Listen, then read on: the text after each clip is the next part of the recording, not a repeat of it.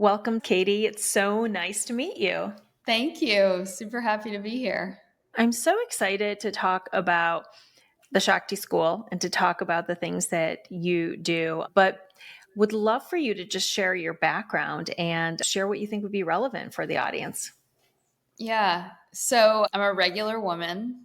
I was raised in the American South in the 1980s, Southern Baptist upbringing. Grew up, like I'm sure a lot of your listeners, with Cosmo magazine and eating junk food. And yeah, around my teens, I began to really struggle. I think I'd struggled my whole life, but in my teens, I just realized, wow, it seems like I struggle with my emotions and my mind maybe a little bit more than I saw in other people. Now that I'm an older, wiser woman, I realize that everyone in that age feels like they're weird and alone, and we all Mm. go through like family traumas. But back then, it felt like a really lonely thing. And long story short, I started to question a lot of the religious upbringing that I had. I began to work for an artificial intelligence firm in the south of Spain when I was in my 20s. That was really exciting and really intellectually stimulating and financially very lucrative. And I was offered a big job, and I went home and cried, and I turned it down, and I moved to India where I studied yoga and Ayurveda full time, very much looking for a solution to what I felt was a broken self. Mm. And I saw in these wealthy, very smart, studied, mostly guys, that they also, while they had money and success and status, they didn't have what I was looking for, which was peace and love. And so that sent me on a wild journey of studying Ayurveda and yoga really deeply and leading eventually to creating a whole school for women in what I call feminine form, Ayurveda and spirituality. And that's where we are now. I love everything about the story. So tell me, for you to leave the States and to go to Spain and to find a job, was that the beginning of your searching? Did you think that you would find yourself or find what you were looking for by moving abroad? I think, like a lot of people listening, I always have been in the search, and going abroad was just one more way that I was living out a pattern in me, which I celebrate and I don't demonize, but it's definitely has its limitations, which was I need to run and go, and I need to go very far so that I can solve this inner problem. And right now, you're talking to me from Virginia, which is where I'm from. I've come full circle, and now I'm back here living in the middle of Virginia, in central Virginia. But yeah, I think going abroad is so wonderful because it enables us young people to see so much. But the shadow side of that is exactly what I just said, which is running away. And so now, hopefully, more and more, I'm beginning to find that home inside myself. And I think that's really what I think you and I will talk about, which is Ayurveda, which is really finding home. Yeah. That's the deepest meaning of it. So when you left for India, you turned this job down and you said you cried about it. Why India? And were you already a practitioner of yoga to some degree, or how did you come to move to India? Mm. Yes, thank you. So in that story was another story that is that this company that I can barely call it a company. It was like a wild mind laboratory that involved a lot of alcohol and prostitutes and drugs and FBI agents and government officials from all over the world. Like I literally could write a whole book about that one experience. They called me, I had a nickname. This is a Hollywood movie. I'm not making any of this This up. is They called the company in Spain that you worked for, the yeah. AI company? Okay. Okay, so And now I know why you said no well, to the job that they offered. yeah, it was a company in the south of Spain, but the CEO was a German and the COO was a Mexican. It was like an international cabal of like artificial intelligence. It was a cult in a way. And I say that with affection. Like I love all the people I worked with, and they were freaking crazy, but like wonderful souls as well. But that experience, and it was like so much intellectual stimulation. It was super fun. And it was back when no one even knew about AI. Yeah, I was gonna say, it's a while ago. and they called me the sacrificial virgin. It's like something out of Ocean's 11. And here I was, this 20 something year old. I met the CEO in a bar in Spain, and he was like, "You're super smart. Leave your world and come and live with me." And I moved into his house. Hashtag no boundaries, right? Like I had no sense of boundaries. And like, so this is like a really juicy story. But the conclusion and the answer to your question is that while I was suddenly making what felt like a lot of money, looking back, it was nothing, but I felt like I was making a lot of money and I was being super intellectually stimulated and I was being surrounded by like wealthy, sort of famous ish people, which later got repeated for me in the yoga world. I didn't see that they were happy. And we could Mhm. talk about Zen Buddhism, but no one was doing Zen Buddhism. And so I started to do a yoga class in the south of Spain and did it obsessively, like a good fire type. And I actually met an author who was writing a book on Indian holy men and miracles and magic and like charlatans. And he invited me to go on this journey to the weirdest parts of India to do the weirdest things, to look at the weirdest stuff. And I was like, sure, I'm going to Sure. quit my job to do that. And so I'm just telling you, the karma I have in me of like big and dramatic, it's real. And now, if you saw my life, it's pretty mundane and boring in a way. But that trip to India, I was there 6 months, just really formed who I am today and created this whole new path for me. And so I feel like super indebted to India and the culture and the tradition, while at the same time, the very culture and 5,000-year-old tradition, if you read the old books, and I studied tantric yoga, which is even more obscure, urges the practitioner to never be caught in these traditions and these books and these Mm. rules and laws. And so I very much feel called to be someone who's translating this mysticism, which is perennial and universal and goes far beyond India and any given tradition. It's called Sanatana Dharma, which means the universal way or the Tao, the way, the law. So now I actually have a pretty strong relationship back into my Christian roots that are more mystical. So there's a whole story of coming sort of full circle. And then what we help women do at our school is called the Shakti School, which means feminine power. What we help them do is realize you don't have to, sometimes it's necessary, but like you don't have to leave your home. You don't have to leave your Mhm. own lineage. You don't have to leave your own tradition. You can do whatever you want. But the true light and guru and guide is actually your energy. Yeah. Juicy. I definitely want to hear the full story at some other point. You got a pretty good version of it, I actually. love that. So, when you were in India, was that your first exposure to learning and then studying Ayurveda? I dabbled it in a little bit, but I feel the teachings say that one of the best karmas you can have is to have a good teacher. Mm. There's so many not great teachers and mediocre teachers, but still have a really good one. Mhm. And I've had that karma. I've had some challenging karmas too. I don't mean to paint a rosy picture, but one of the things I'm most grateful for is I met a man named A.G. Mohan and his wife Indra, who were Krishnamacharya students. And Krishnamacharya is like the godfather of modern yoga. And I got to like be in their home. And that's where I learned Ayurveda first. And then, of course, went on to study. And now I have a teacher that is a surfer. She lives in Hawaii. She drinks coffee. She doesn't follow Ayurveda at all. That's like a very sort of tantric story that I'm telling Yeah. you. We learn the rules so that we can then freestyle. Yeah, yeah. The discernment, I think, after a while is so key. So, for folks that maybe are listening and that don't know about Ayurveda, how can you explain it in a simple way? Sure. On one hand, Ayurveda is the indigenous folk medicine tradition from India. It's been around for thousands and thousands of years. It's been passed on as an oral tradition amongst women and grandmothers, and it's also been codified and studied in their whole universities and hospitals. It's the healthcare system of India. So that's one definition, but a more spiritual definition that I think Ayurveda would really approve of as well is that it's a path home. It's a path to what they call svasta, which means to be seated and situated in the truth of who you really are. And so all this stuff that we do to make the body and mind healthy is just supporting this main purpose of a human life, which is to know who you are.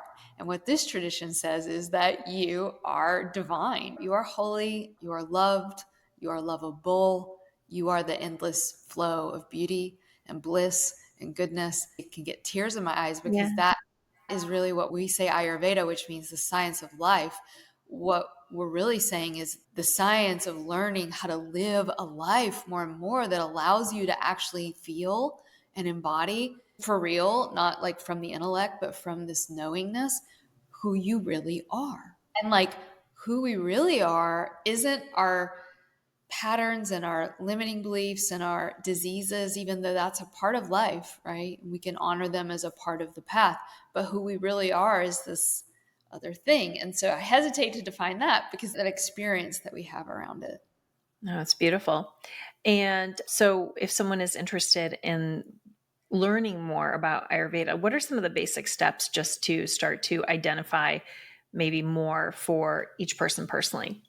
Yeah. So I think the way I learned Ayurveda, it made it feel really overwhelming and too complex, and I didn't want to study it. And then I started studying it and I started loving it. And I realized the way it was been taught to me was like way too complicated for me. And so, what I would recommend is I wrote a book called Healthy, Happy, Sexy that really breaks it down. It's not like I'm trying to sell my books, but find a good book about it that meets you where you are. And there's certainly many great books about it, but also understanding the basic elements of Ayurveda, I think, is the most important place to start. People often want to go straight to the famous Ayurveda mind body types, which I'm happy to talk about. Yeah. But the mind body types are constructed of the five elements. And the five elements seem like, ooh, so esoteric, but really they are metaphors of physiological, psychological, spiritual, down from the atomic to like the quantum level. Their processes, their experiences of all of nature, not just being a human. And so learn about the five elements. And then when you learn about the five elements, you realize, okay, Katie over here and you over there out in podcast land, we're all the same because we're all made of these five principles of nature. And yet, if it were like a stew pot, I might have way more carrots and you might have way more potatoes. And so, what we're attempting to understand is what is my natural elemental makeup that I was born with? What percentage, if we want to be mathematical, was I born with of each of one of these elements? Because that's actually forming my personality. It's forming my tendencies. It's going to show me what I need to eat, what I need to avoid. And like all of that is a better place to start, I think, than going straight to the mind body types. Because when you learn your elemental nature, now you can understand this next layer up, which is, of course, the famous Ayurveda doshas, Okay. which Yeah. is, yeah, probably something they might be interested in. Yeah. So what are the five elements then? Yeah. So earth is the first, and you can think of it as the principle of stability. Mm-hmm. Water's the second. You can think of it as the principle of fluidity and adaptability. Fire's the third, the principle of transformation and metabolism. Air is the fourth, and it's the principle of that which moves things, the changing, shifting wind. And then the last is a joke because it's not a joke, it's the most important one, but it's also not really an element. And that's the element of space or ether, which is the Mm-hmm. absence of all elements. And so space is the container, the emptiness with which all the other four elements move, play, squish into each other, repel one another, and on. And so, like, when you combine earth and water, you get mud. If you Mm-hmm. just imagine dirt plus water equals mud, and that's the first dosha, which is kapha. Mm-hmm. And it's, ooh, I don't want to be muddy, but yes, you do, because if you have a body, you have kapha. It's the principle of that which is stable. So, like bone, muscle, fat. And in the mind, it's mental stability, which is super important, right? And then if you combine fire with a little bit of oil, you get pitta, which is this fire type. And if you have a mind, you have pitta because that's that neuron firing action. If you have a digestive system, you have fire. It's the 98.6 degrees thing. But like on a practical level, it's our metabolic fire ability to digest stuff. But on a spiritual level, it's our ability to digest our past. The last one, of course, is the air combining with the space, and that makes something called vata, which is essentially the principle of degeneration and death. And that might sound sad, but it's the dying off that makes the capacity to rebuild and born again. You and I were talking a little bit before the call. And so what's so beautiful about Ayurveda is you have a certain amount of these elements when you are born and you can't change it. And so it allows people to love their bodies and to love their minds and to love it, because that perfect combination of how you were born, what is the destiny that you have.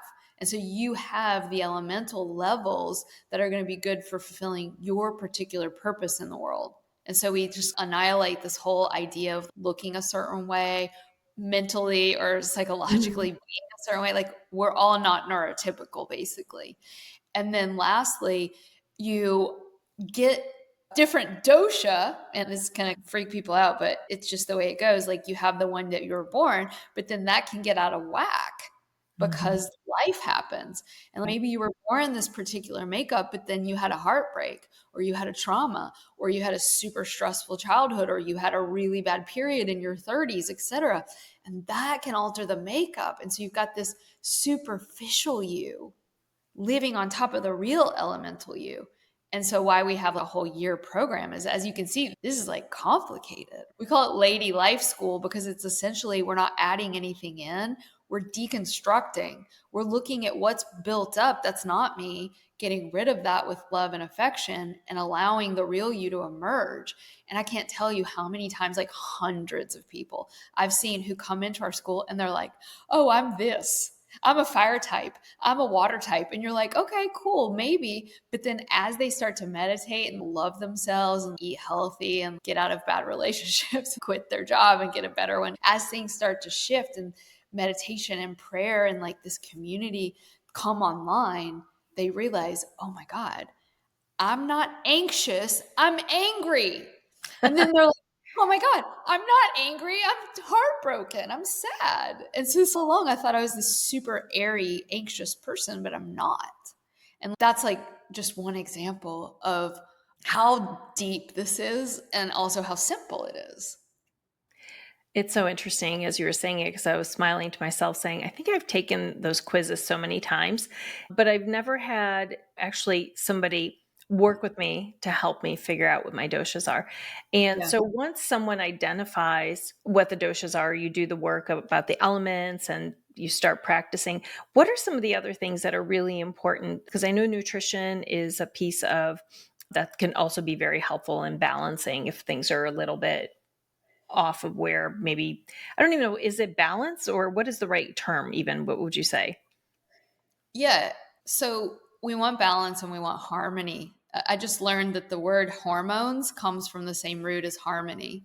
So yeah, it's important, but also balance doesn't exist.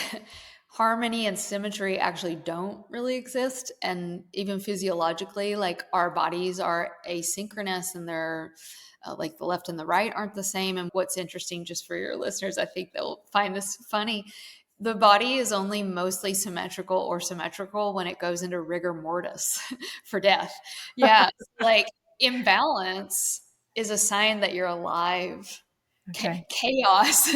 Yes, we want to honor that chaos. So that's the feminine. And then Mm-hmm. the masculine's always get your shit together, lady. Get quiet, get calm, and get balanced. And so we have both of those, chaos and silence emerging. And so what we can do, just to make it really simple, is like Ayurveda has this 3 pillars of health, and one of them is food. Food is the first spiritual yoga. If your food is right, you don't need herbs or medicines as much. This is in the old days, right? But now, because we have so much chemical sensitivity, because we have so much toxins in our environment, we all have to really watch for food and do supplementation and herbs because our food sources are really depleted. So food is the number one thing. And people get super concerned. What should I eat? What should I eat? What should I eat? And yes, there are certain foods that your body may be more suited to, and we should explore that. But more importantly, it's just what I find with the thousands of women that I've worked with is they don't make food for themselves. So what we start with is the basics. Are you chopping vegetables and cooking them every day? Do you have a crock pot? Do you have an Instapot? Do you have a Vitamix? What are the ways we can get fruits and vegetables and whole grains and grass-fed meats and healthy fats into your diet every single day in these really good amounts? So food, number one. The second one is sleep. And so that's a whole rabbit's net or a hornet's nest or rabbit's hole that we could go down. But sleep is everything. And then the third, so it's like a stool and you're sitting on these three legs. And the third in Ayurveda is sex. And it doesn't mean intercourse. In fact, the word is brahmacharya, which is like often translated as abstinence. But what it really, brahmacharya, the one who walks with divinity and with her energy. And so what it means, I think the best translation is the wise use of our life force, like the wise use of our energy. And it could be it is relational, whether it's the person you're having sex with or a partner or your friendships or your work relationships, like all of that life on the horizontal plane is a relational experience. And so what Ayurveda says is, this is Katie Silcox's translation of the ancients. So it's, do you wake up in the morning and hear your alarm clock if you have to use one and get excited about what you get to do with your energy? Or are you living a life that feels intolerable? Are you doing things, and we all have to do things we don't like, but is the way that I'm giving and receiving energy intolerable to soul? And that is going to affect your health just as much as eating a hamburger and french fries. And I often tell women, especially we have a whole like month where we talk about sexual energy, and we get so caught in the minutia of should I eat pumpkin seeds or sesame seeds for my dosha, when really it's like these bigger things like, are you living in a chronic state of intolerable stress because of a job? That is so much more important than getting the perfect food list for your mind body type. But to conclude, sleep, food, and relational management, energy management are the three pillars of health in Ayurvedic medicine. It's so interesting as you were talking, I'm thinking about how those are the basics, the things that we as humans need and we should be honoring and doing for ourselves. And yet, those are the things that typically are last. We know 1/3 of the population doesn't sleep enough, and that's like a huge problem. We know that our food supply, as you said, even if you think you're making wise choices, we're already not in a great place, and it's hard to account for everything environmental and what's hidden. And then also the energy with so many people burned out and really in a state of chronic stress, even just focusing in on those three things, it seems overwhelming. It could be really overwhelming. So how does your school and your approach, how do you help women in a way that feels manageable? Because my assumption is that you probably get women from all walks of life and everyone's got something going on. Yeah, 100%. You nailed it. And just to go back to go forward, sleep, food, and are you laughing? That could be like a sticky note on our wall. If you're sleeping good and you're eating good and you're laughing and you're enjoying, you're probably healthy.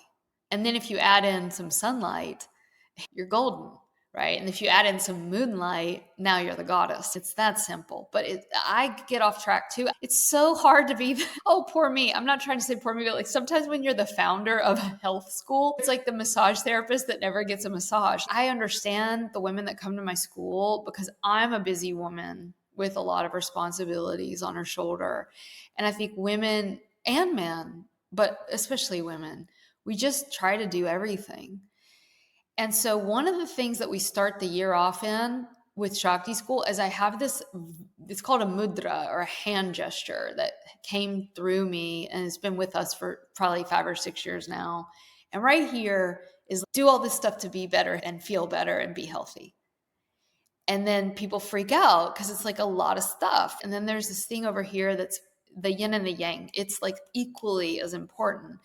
And this is over here is like the experience that we give people in our courses, because this is the actual embodiment of experiencing your nervous system drop into parasympathetic. When we work with our body and its energy in 5 minutes, 10 minutes, 20 minutes, or 90 seconds, we can shift out of these chronically held states of tension in the mind and the body. And so what happens, and Einstein understood this just as these ancient yogis did, When we give our body, mind 5, 10, 20, 30 minutes of the experience of release, openness, calm, silence, freedom, energy, when we give our body, mind that, lo and behold, we have access to more of our own personal energy, but also the energies around us, which are infinite. And I know that sounds a little woo woo, but it's not. You and I are both able to access the gravitational pull below and the cosmic pull above. This is just science. And when our physiology and our mind, as a part of that, is held in constricted states of tension, those earth energies can't move through tension. And so by opening up those channels, which is the bulk of what we do in our meditative approach, now, as Einstein told us, I have more energy to go about my day. I have more bandwidth. And most importantly, my brain is out of those fight, flight, freeze patterns that actually doesn't allow it to take in any new information and doesn't allow it to change. And so if I don't do these things, I don't want to say 100% predictable, but I feel like it is. It's pretty predictable that your life will look very similar as it did last year to this year, unless you create those pockets of openness and emptiness. And trust me, I get that it's hard, especially ladies that have kids or very high stressful jobs. It is challenging. But what I've seen over and over is when you give women that place and that time, women are so good at being their own inner healer. And so then the answers come. And so that's really what we're trying to help people do. Oh, I love it. So, in terms of your program that you offer, what are some of the details? Like, how long is the program, and what are some of the things that folks could expect if they're interested? Yeah, thank you for letting me talk about it. It's a year-long school. It's called Ayurveda School within the greater umbrella of something called the Shakti School. And yeah, it's a year together. We have 20 different teachers. I'm one of the main teachers. We meet every week for 3 hours. We also meet for office hours, but people do it live, but they also do it on their own. It can be a self-guided thing or kind of a deep community thing. And yeah, we start every January. So we have one coming up in January, and we'd love to have any of your listeners. And I think we're giving them a discount if they want to come. And if they want to talk to a real person that's done the school, we have amazing coaches, and it's a time commitment and an investment. But what we hear is that it's pretty freaking life changing. It's definitely changed my life and a lot of people's lives to be a part of it. Thank you for being so generous and offering the discount. I think we'll include all the details in the show notes, but it is pod 100 at the checkout, and you get $100 off, which is amazing. So that's fantastic. So tell me about the book. If someone is still on the fence and they just want to dip their toe in, books are such wonderful ways to start. Let's talk a little bit about your book. It's called Healthy, Happy, Sexy Ayurvedic Wisdom for Modern Women. And then you have a new one coming up too. Yeah, thanks so much. Read Healthy, Happy, Sexy if you're interested in Ayurveda. I often describe it as Ayurvedic medicine crashing into Cosmo magazine. I tried to make it real. I'm a Southern belle. I wear high heels. I like rap music. I definitely still eat hamburgers. I can't take that away from me. It's my culture. So I feel like it's a good intro for people. And then I have a new book out called Glowworthy that is the subtle body practices, which is how you can work with your energy. And so that's another one they can check out as well. That's fantastic. I love books, so I'm so excited to dive into that. Is there anything else that I didn't ask you about Ayurveda that you think is really important, or any misconceptions that people might have? Because I do know that there's so much information out there and it could be very overwhelming for folks. Hmm. Yeah, I mean, take these online quizzes with a grain of salt.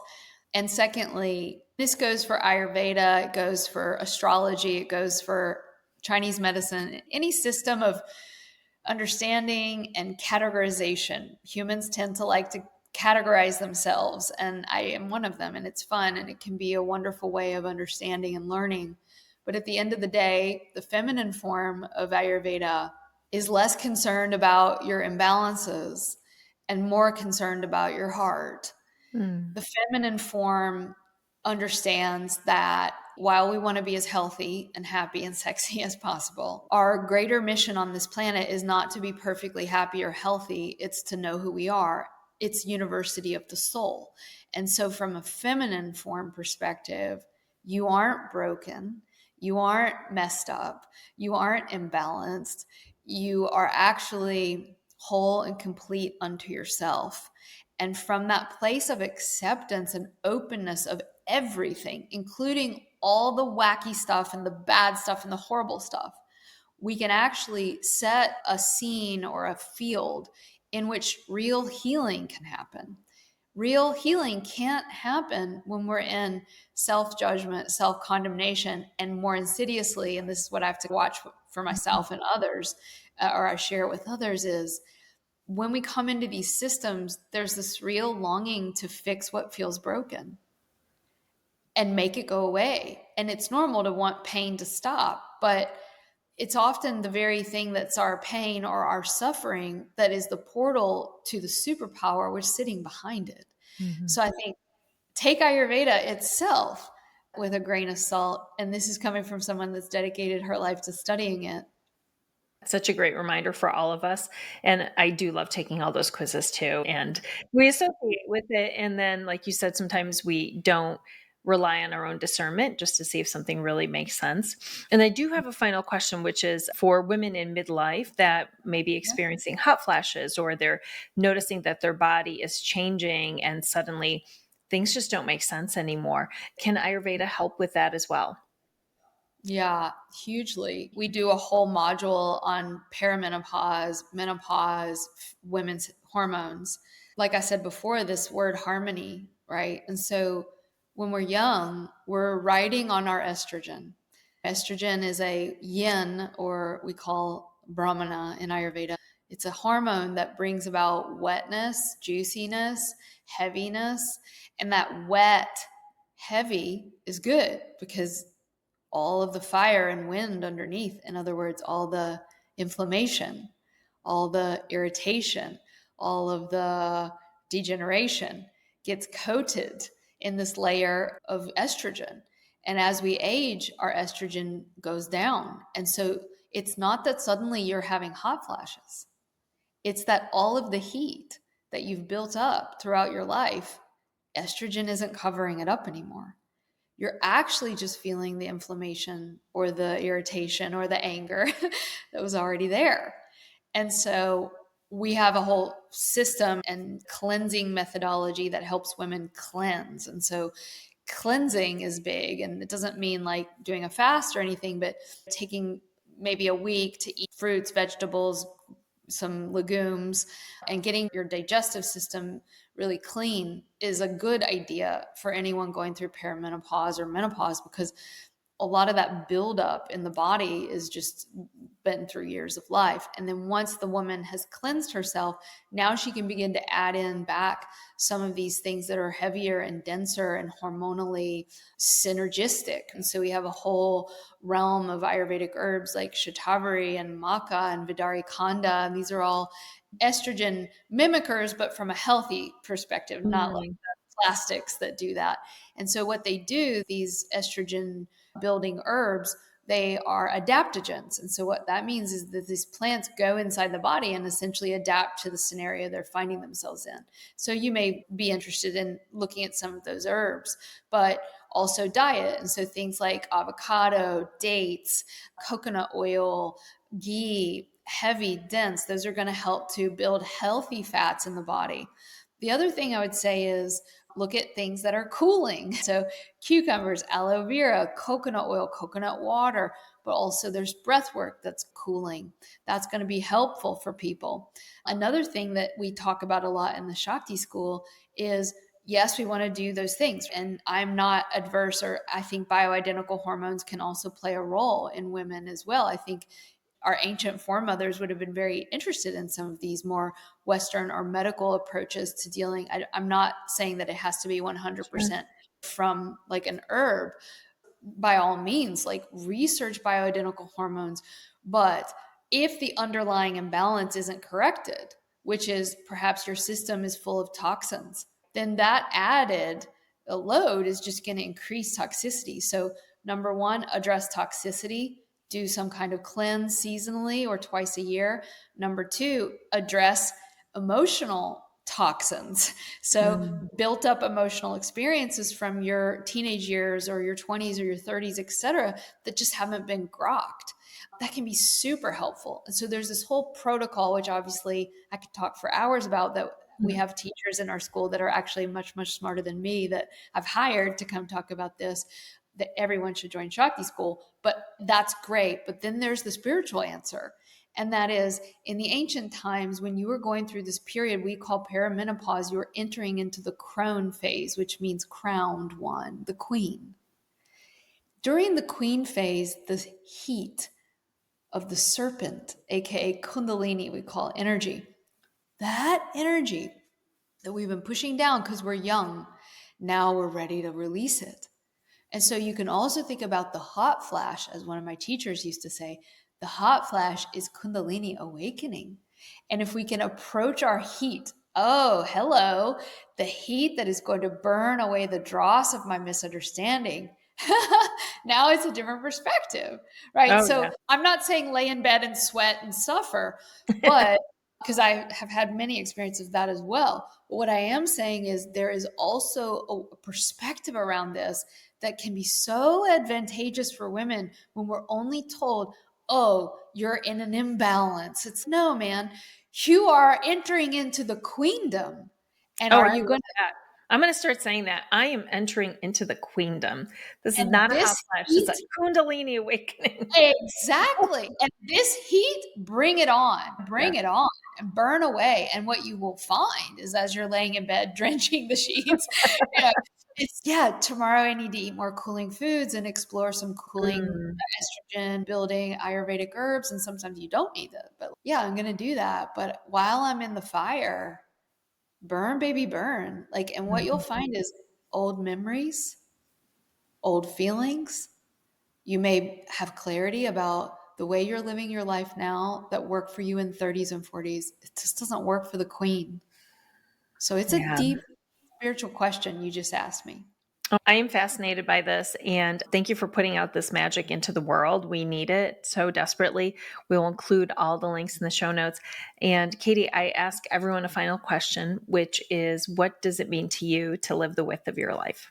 First, I want to say before we close how much I've enjoyed meeting you and being on your podcast. And thank you for being such a generous interviewer. And I do lots of these, and this was just so lovely. And I can just feel Oh, like a kindred sistership. And in that light, that's what it means to me. It's you are a stranger to me, but you're not. mm, And every day, life is giving us this opportunity to interface with the absolute mystery. Whether it's you or the little spider that was climbing up my chair before the podcast started, we have been given this diamond opportunity called this human life and not waste it. mm. It's always available in endless supply. It just really requires that we be in this moment right now. So that's my hope for myself.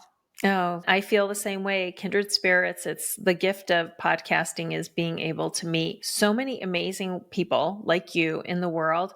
And in a world where we seek news from turning on our TV or scrolling through our phone and finding very curated stories that are not there to provide enlightenment or to make us feel good or to share what's really good things that are happening. I love when we are able to have these conversations and highlight someone who is making a difference. So thank you.